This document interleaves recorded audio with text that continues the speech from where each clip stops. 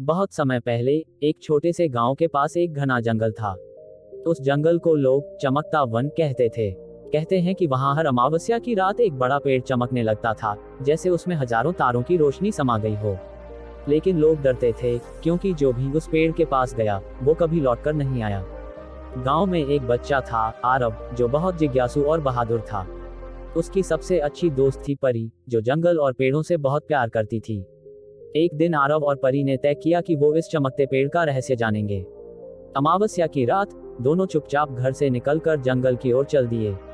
जैसे जैसे वे जंगल में आगे बढ़ते गए, पेड़ों से धीमी धीमी रोशनी निकलने लगी।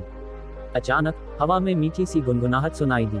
परी ने आरव से कहा, ये आवाज तो जैसे हमें बुला रही है। थोड़ी देर बाद वे उस बड़े चमकते पेड़ के पास पहुंच गए। पेड़ सचमुच अद्भुत था। उसकी शाखाएं सोने जैसी चमक रही थीं और पत्ते चांदी की तरह झिलमिला रहे थे। पेड़ के नीचे एक बूढ़ा आदमी बैठा था, जिसकी दाढ़ी लंबी और सफेद थी। बूढ़ा आदमी मुस्कुराया और बोला, मैं इस पेड़ का रखवाला हूँ। यह पेड़ जादुई है और इसकी शक्ति सिर्फ उन्हें मिलती है जिनका दिल साफ और इरादे नेक होते हैं। तुम दोनों यहाँ तक आए हो तो तुम्हें एक वरदान मिलेगा। आरव ने पूछा, लेकिन लोग जो यहाँ आते हैं वो कहाँ चले जाते हैं? बूढ़े ने कहा, जो लालच लेकर आते हैं वो इस जंगल का हिस्सा बन जाते हैं। लेकिन तुम दोनों ने साहस और जिज्ञासा दिखाई है। अब बताओ, तुम क्या मानते हो?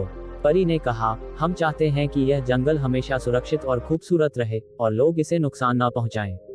बूढ़ा खुश होकर बोला, तुम्हारी यह इच्छा पूरा होगी और अब यह जंगल हमेशा तुम्हारा मित्र रहेगा। जब भी तुम मुश्किल में हो, यह पेड़ तुम्हारी मदद करेगा। उसके बाद पेड़ की चमक धीरे धीरे कम हो गई और दोनों दोस्त वापस गांव लौट आए।